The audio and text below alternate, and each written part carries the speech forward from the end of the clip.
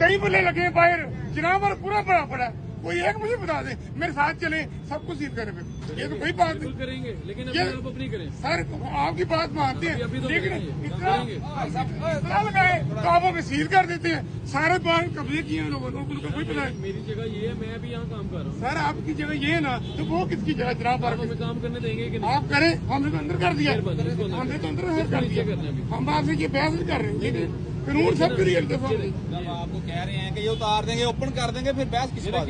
ये देखें, अब आप कहते हैं बनाया हुआ है इसको। सर ये पानी सारा अंदर जाता है, क्या करें? सारा पानी भर जाता है। इसको भाई मेरे एक मिनट यार, आप सर गरीब बंदे हैं, अरबपति नहीं तो कर लें। यार बात तो सुना करो, अल्लाह के बंदे। जी सर, चीखी जा रहे हो, उछली जा रहे हो, कैसी बात है? हुक्म करें। बात सुननी है नहीं सुननी? सुनाए।